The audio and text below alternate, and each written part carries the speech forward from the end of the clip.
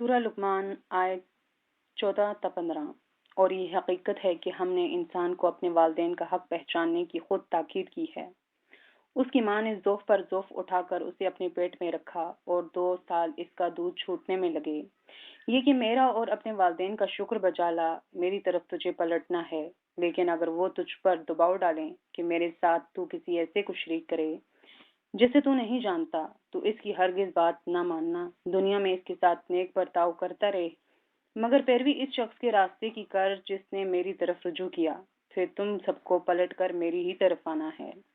اس وقت میں تمہیں بتاؤں گا کہ تم کیسے عمل کرتے رہے ہو۔ ان آیات کریمہ کے پس منظر میں ایک دل نواز داستان پوشیدہ ہے۔ یادوں کی بارات نے جوان رانا کے دل گلزار میں ایک تلاطم سا پیدا کر دیا۔ قانون فطرت ہے کہ شر کے مقابلے میں خیر اور کفر کے مقابلہ میں ایمان غالب آ جاتا ہے۔ اس داستان کا بطل جلیل مکہ کا وہ عالی نصب اور باوقار نوجوان ہے جسے معاشرے میں عزت کی نگاہ سے دیکھا جاتا تھا۔ یہ نوجوان حضرت سعد بن ابی وقاص رضی اللہ تعالیٰ عنہ تھے۔ جب وادی مکہ میں آفتاب نبوت جگمگانے لگا، یہ باریک بین اور دور اندیش ہونے کے ساتھ ساتھ اپنے والدین کے مطیع و فرما بردار تھے۔ خاص طور پر والدہ محترمہ سے انتہا درجے کا پیار تھا۔ اگرچہ ان کی عمر 17 سال تھی، لیکن عقل و دانش اور فہم و فراست میں بڑوں کے بالمقابل تھے۔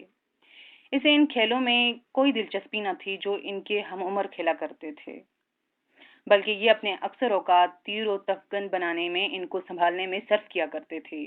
اس کام سے جو وقت باقی بچتا تھا وہ تیر اندازی اور نیزہ بازی میں صرف کرتے، گویا کہ یہ کسی بڑی مہم کو سر کرنے کے لیے مسلسل تیاری میں مصروف رہتے ہیں۔ حضرت سعد رضی اللہ تعالیٰ عنہ بیان کرتے ہیں کہ اسلام قبول کرنے سے 3 راتیں پہلے میں نے خواب دیکھا کہ میں خوفناک تاریکیوں میں ڈوبتا جا رہا ہوں۔ میں ابھی اس تاریک و پر اشوب سمندر کی موجوں میں ہچکولے کھا رہا ہوں۔ اچانک کیا دیکھتا ہوں کہ ایک چاند جگمگا رہا ہے۔ میں اس کی طرف لپکا ہوں۔ میں دیکھ کر حیران رہ گیا کہ مجھ سے پہلے چند لوگ مہتاب کے قریب پہنچ چکے ہیں۔ میں نے غور سے دیکھا تو میں نے زید بن حارثہ، علی بن ابی طالب اور حضرت ابو بکر صدیق رضی اللہ تعالیٰ عنہ دیکھے۔ میں نے ان سے پوچھا، آپ کب یہاں تشریف لائے؟ انہوں نے بتایا کہ بس ابھی آئے ہیں۔ جب صبح ہوئی تو مجھے یہ پتہ چلا کہ رسول اللہ صلی اللہ علیہ وسلم پس پردہ اللہ کے دین کی دعوت دے رہے ہیں۔ میں بھانپ کیا کہ اللہ تعالیٰ میرے ساتھ خیر و برکت کا ارادہ رکھتے ہیں۔ اللہ سبحانہ و تعالیٰ اپنے فضل و کرم سے چاہتے ہیں کہ مجھے کفر کی ضلالت کی تاریکیوں سے نکال کر رشد و ہدایت کی روشنیوں تک پہنچا دیں۔ میں اسی وقت بلا تاخیر آپ کی تلاش کے لیے چل نکلا۔ محلہ جیاد کی ایک گھاٹی میں آپ کی زیارت ہوئی۔ آپ نماز عصر سے فارغ ہو چکے تھے۔ میں نے اسلام قبول کرنے کی تمنا کی۔ آپ نے کمال محبت و شفقت سے مجھے شرف کا اسلام کیا۔ اسی وقت میرے سامنے وہی عالی مقام 3 حضرات آئے جنہیں میں نے خواب میں دیکھا تھا۔ بعد ازاں حضرت سعد بن ابی وقاص اپنے اسلام قبول کرنے کی داستان بیان کرتے ہوئے ارشاد فرماتے ہیں کہ جو ہی میری ماں نے میرے حلقہ بگوش اسلام ہونے کی خبر سنی تو آگ بگولا ہوگی۔ مجھے اپنی ماں سے والہانہ عقیدت و محبت تھی۔ میں ان کی خدمت کو اپنے لیے بڑا اعزاز سمجھتا تھا۔ اس نے مجھ سے خفا ہو کر پوچھا، اے سعد، یہ کیسا دین ہے کہ جس نے تجھے اپنے ماں باپ کے دین سے منحرف کر دیا؟ باخدا یا تو تم یہ دین ترک کر دو، ورنہ میں مرتے دم تک کچھ نہ کھاؤں گی اور نہ پانی کا گھونٹ حلق سے نیچے اتاروں گی، یہاں تک کہ اسی حالت میں میری موت واقع ہو جائے گی اور غم سے تیرا کلیجہ پھٹ جائے گا، ندامت و شرمندگی تیرا مقدر بن جائے گی اور زندگی بھر لوگ تجھے تانے دیتے رہیں گے۔ میں نے کہا، امی جان، خدا کے لیے ایسا نہ کریں، مجھے آپ سے انتہائی عقیدت ہے، لیکن مجھے یہ دین تجھ سے زیادہ پیارا ہے، میں اسے ہرگز نہیں چھوڑوں گا۔ لیکن وہ اپنی اس دھمکی پر قائم رہی۔ اس نے کھانا پینا چھوڑ دیا۔ کئی روز اس نے بغیر کچھ کھائے پیے گزار دیے، جس سے اس کا جسم لاغر ہو گیا، ہڈیاں کمزور ہو گئیں اور جسمانی قوی مزمحل ہو گئے۔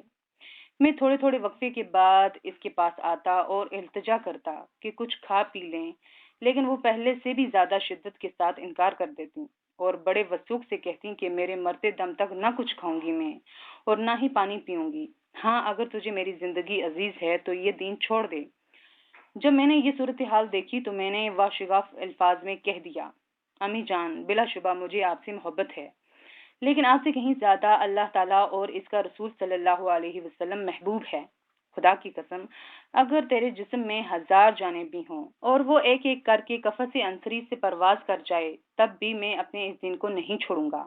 جب ماں نے میرا یہ پختہ عزم دیکھا تو اسے یقین آ گیا کہ میں اس نازک صورتحال سے متاثر ہو کر اپنا دین قطعاً نہیں چھوڑوں گا، تو اس نے بادل نخواستہ کھانے کے چند لقمے لیے اور تھوڑا سا پانی پیا، اور ادھر اللہ جل شانہ نے ہمارے بارے میں یہ آیت نازل کی، اور اگر وہ دونوں تجھ پر دباؤ ڈالیں کہ میرے ساتھ تو کسی ایسے کو شریک کرے جسے تو نہیں جانتا، تو اس کی بات ہرگز نہ ماننا، دنیا میں اس کے ساتھ نیک برتاؤ کرتا رہے۔ حضرت سعد بن ابی وقاص رضی اللہ تعالیٰ عنہ کے اسلام قبول کرنے سے مسلمانوں کو بہت تقویت ملی۔ غزوہ بدر میں حضرت سعد اور ان کے بھائی عمیر جو کارہائے نمایاں سر انجام دیے وہ ناقابل فراموش ہیں۔ عمیر رضی اللہ تعالیٰ عنہ ابھی بچے تھے، سن بلوغت کو بھی نہ پہنچے تھے، جب رسول اللہ صلی اللہ علیہ وسلم نے لشکر اسلام کا معائنہ شروع کیا تو عمیر رضی اللہ تعالیٰ عنہ چھپ گئے۔ انہیں اس بات کا اندیشہ تھا کہ اگر آپ کی نگاہ پڑ گئی تو مجھے چھوٹا سمجھ کر واپس لوٹا دیا جائے گا، لیکن پھر بھی رسول اقدس صلی اللہ علیہ وسلم نے اسے دیکھ لیا اور بچہ سمجھ کر واپس لوٹا دیا۔ یہ فیصلہ سن کر حضرت عمیر رضی اللہ تعالیٰ عنہ نے زارو قطار رونا شروع کر دیا۔ ان کی یہ حالت دیکھ کر آپ کو ترس آ گیا اور انہیں جہاد میں شریک ہونے کی اجازت دے دی۔ اجازت ملنے پر ان کے بھائی حضرت سعد رضی اللہ تعالیٰ عنہ شاداؤں فرحاں ان کی طرف آئے، اپنے ہاتھ سے ان کے کندھے پر تلوار لٹکائی، اور پھر دونوں بھائی جذبہ جہاد سے سرشار ہو کر میدان کارزار میں اترے۔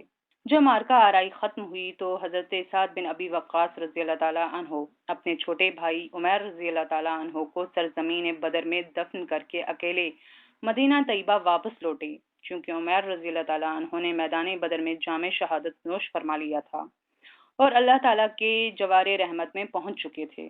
غزوہ احد میں درے کی جانب سے دشمن نے اچانک زوردار حملہ کیا تو مسلمانوں کے قدم لڑکھڑا گئے۔ رسول اقدس صلی اللہ علیہ وسلم کے پاس 10 صحابہ بھی نہ رہ گئے تھے۔ اس نازک ترین موقع پر حضرت سعد بن ابی وقاص نے اس جرت اور مہارت سے تیر اندازی کی کہ دشمنوں میں سے جسے ایک تیر لگتا وہ وہیں ڈھیر ہو جاتا تھا۔ اس میدان میں ان کا کوئی نشانہ بھی خطا نہ گیا۔ جب رسول اقدس صلی اللہ علیہ وسلم نے یہ ماہرانہ تیر اندازی دیکھی تو حوصلہ دلاتے ہوئے ارشاد فرمایا، سعد تیر اندازی جاری رکھو، میرے ماں باپ تجھ پر قربان۔ سعد تیر اندازی جاری رکھو۔ حضرت سعد بن ابی وقاص رضی اللہ تعالیٰ عنہ زندگی بھر رسول اقدس صلی اللہ علیہ وسلم کی زبان مبارک سے نکلے ہوئے اسی جملے پر فخر کرتے رہے۔ اکثر فرمایا کرتے کہ تمام صحابہ کرام میں مجھے یہ اعزاز حاصل ہے کہ رسول صلی اللہ علیہ وسلم نے یہ جملہ صرف میرے لیے استعمال کیا۔ لیکن حضرت سعد بن ابی وقاص رضی اللہ تعالیٰ عنہ اپنی عظمت کے نقطہ عروج پر اس وقت پہنچے جب سیدنا فاروق اعظم رضی اللہ تعالیٰ عنہ ایران پر ایسی چڑھائی کا ارادہ کیا جس سے ایرانیوں کی سلطنت کا خاتمہ ہو گیا۔ سیدنا فاروق اعظم رضی اللہ تعالیٰ عنہ نے انہیں اپنے پاس بلایا اور لشکر اسلام کا جھنڈا ان کے سپرد کر دیا۔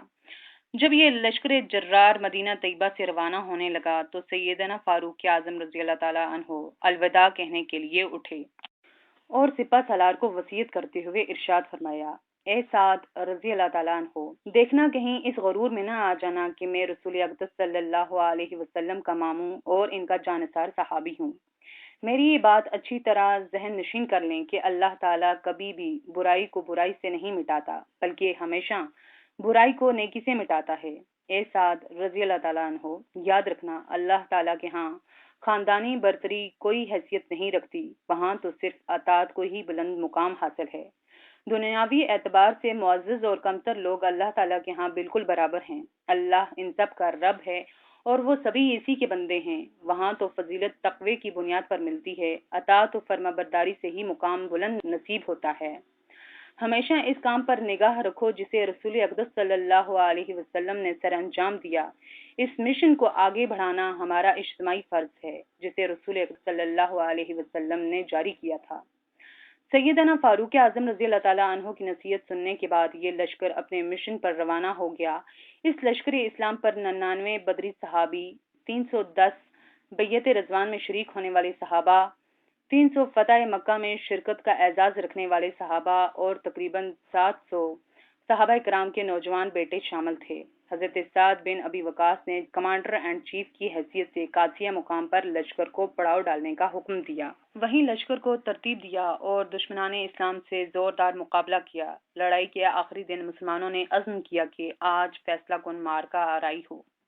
انہوں نے دشمن کو چاروں طرف سے گھیرے میں لے لیا۔ مسلمان نعرہ تکبیر بلند کرتے ہوئے دشمن کی صفوں میں جا گھسے۔ چشم زدن میں ایرانی لشکر کے سپہ سالار رستم کا سر قلم کر دیا گیا۔ ایرانیوں نے جب اپنے سپہ سالار رستم کا سر مسلمانوں کے نیزوں پر دیکھا تو حواس باختہ ہو گئے۔ اسلامی لشکر سے ایک مجاہد ایرانی فوج کے پاس آتا اور اسی کا ہتھیار چھین کر اسے قتل کر دیتا۔ اس جنگ میں مال غنیمت وافر مقدار میں مسلمانوں کے ہاتھ لگا اور 30,000 ایرانی فوجی تہ تیغ کر دیے گئے۔ قادسیہ کا میدان فتح ہو چکا تھا۔ اب لشکر اسلام مدائن کی طرف بڑھ رہا تھا۔ یہاں مسلمانوں کا ایرانیوں سے سخت مقابلہ ہوا۔ ایرانی پوری طرح اسلحے سے لدے ہوئے تھے۔ یہاں لشکر اسلام کے لیے یہ مشکل تھی کہ ایرانی فوج اور اسلامی فوج کے درمیان دریائے دجلہ بہہ رہا تھا۔ دریا کی موجیں بپھری ہوئی تھیں۔ ایرانی دریا کے دوسرے کنارے پر پڑاؤ ڈالے ہوئے تھے۔ انہوں نے دریائے دجلہ کے تمام پل توڑ ڈالے تھے۔ حضرت سعد بن ابی وقاص رضی اللہ تعالیٰ عنہ کے سامنے یہ مسئلہ تھا کہ دریا کو کیسے پار کیا جائے۔ اس کے علاوہ ایک پریشانی اور تھی کہ اگر کسی طرح دریا پار بھی کر لیا جائے تو کنارے پر پہنچنے سے پہلے دشمن حملہ نہ کر دے۔ اگر ایسا ہو جاتا تو اس طرح مسلمانوں کو بہت زیادہ نقصان اٹھانا پڑتا۔ آخر کافی سوچ بچار کے بعد حضرت سعد بن ابی وقاص کے ذہن میں ایک ترکیب آ گئی۔ انہوں نے فوراً 2 لشکر ترتیب دیے۔ ایک لشکر کا سالار حضرت عاصم بن عمر رضی اللہ تعالیٰ عنہ کو مقرر کیا، جبکہ دوسرا لشکر قائقہ بن عمر رضی اللہ تعالیٰ عنہ کی کمان میں دیا اور دونوں لشکروں کو یہ حکم دیا کہ ایک لشکر پہلے دریا پار کرنے کی کوشش کرے گا، جبکہ دوسرا لشکر کچھ فاصلہ رکھتے ہوئے دریا پار کرے گا۔ ایسا اس لیے کیا گیا کہ جب پہلا لشکر کنارے پر پہنچے گا تو دشمن کی فوج اس کے ساتھ مقابلے میں الجھ جائے گی۔ اس کی ساری توجہ ان مجاہدین کی طرف ہوگی۔ اتنے میں دوسرا لشکر دریا پار کر کے وہاں پہنچ جائے گا اور دشمن کو گھیرے میں لے لے گا۔ ایرانی مسلمانوں کا یہ منصوبہ نہ سمجھ سکے۔ مسلمانوں نے اللہ پر بھروسہ کرتے ہوئے دریائے دجلہ کی تیز لہروں میں اپنے گھوڑے اتار دیے اور گھوڑوں پر سوار بے خوف و خطر بڑے آرام سے دریا پار کرنے لگے۔ ایرانیوں نے یہ دیکھا تو بدحواس ہو گئے۔ ان کے تو وہم و گمان میں بھی نہ تھا کہ مسلمان ایسا کر سکتے ہیں۔ انہوں نے دیکھا کہ مسلمان بڑے آرام سے ان کی طرف بڑھ رہے ہیں تو ان کے حوصلے جواب دینے لگے۔ مجاہدین گھوڑوں پر سوار دریا پار کرتے ہوئے یوں باتیں کرتے جا رہے تھے جیسے خشک میدان میں چلے جا رہے ہوں۔ دشمن بت بنا یہ سب کچھ دیکھ رہا تھا۔ اسے ہمت نہیں پڑ رہی تھی کہ آگے بڑھ کر مجاہدین پر حملہ کرتا۔ یہ ہیبتناک منظر دیکھ کر ایرانی یہ کہتے ہوئے بھاگ کھڑے ہوئے، دیو آگے، اب یہ ہمیں بھی ہڑپ کر جائیں گے۔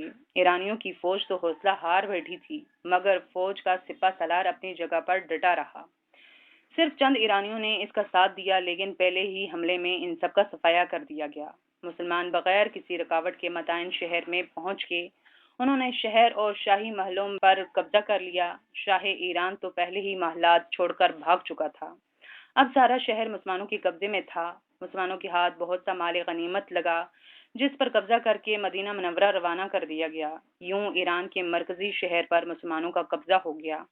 جہاں کبھی آگ کی پوجا کی جاتی تھی، اب وہاں اللہ اکبر کی صدائیں گونجنے لگی تھیں۔ حضرت سعد بن ابی وقاص رضی اللہ تعالیٰ عنہ نے لمبی عمر پائی۔ اللہ تعالیٰ نے وافر مقدار میں مال و دولت سے نوازا، لیکن جب موت کا وقت قریب آیا تو اپنا ایک بوسیدہ اونی جبہ منگوایا اور یہ وصیت کی کہ مجھے اس جبے کا کفن پہنانا، کیونکہ میں میدان بدر میں یہ جبہ پہن کر جہاد پر گیا تھا۔ میری دلی خواہش ہے کہ میں اسی جبے میں اللہ تعالیٰ سے ملاقات کروں۔